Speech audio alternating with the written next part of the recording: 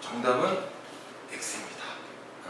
종합건강 식품이라고 하더라도요, 그 내용물에 한계가 정해져 있고, 더 중요한 건 사람마다 필요한 것들은 다르게 돼 있어요.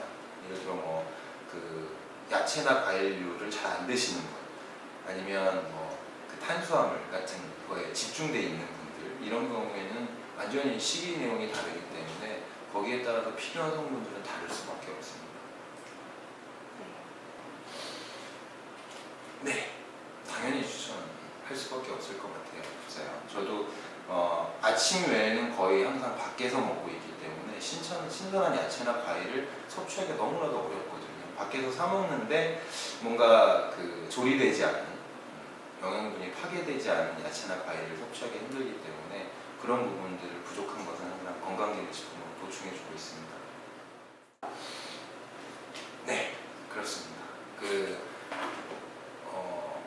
건강기능식품이라는 게 결국엔 식품이고요. 그 음식을 만들 때 식재료나 조리 과정, 그 다음에 포장 상태, 이런 것들에 대해서 완전히 검증돼 있어야 되는데, 위생이라든지 그런 것들이 없는 상황이라면 정말 어떤 과정을 거쳐서 어떤 식재료를 어떻게 조리했는지, 어떻게 유통됐는지 확인될 수가 없으니까요.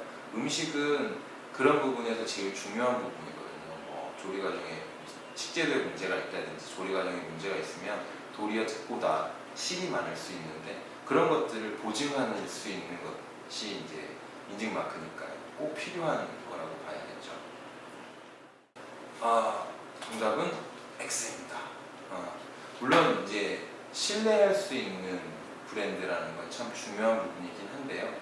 어떤 식재료를 고를 때 원산지라든지 아니면 함량이라든지 조리 과정이라든지 이런 것들을 분명히 보실 필요가 있어요. 특히 가공식품류들은 어떤 식재료나 어떤 조리 과정을 거쳤는지 꼭 보셔야지 그로 인한 문제점들, 나에게 문제가 있지는 않은지 이런 것들을 아실 수 있는데, 그래서 그냥 이름만 보고 선택하는 것보다는 이제 뒷면에 보시고 어떤 재료를 이용해서 어떤 시설에서 어떤 과정을 거쳐서 만들어진 제품인지 꼭 확인하시는 게 모든 식품에서 제일 중요한 요소라고 봐야겠습니다.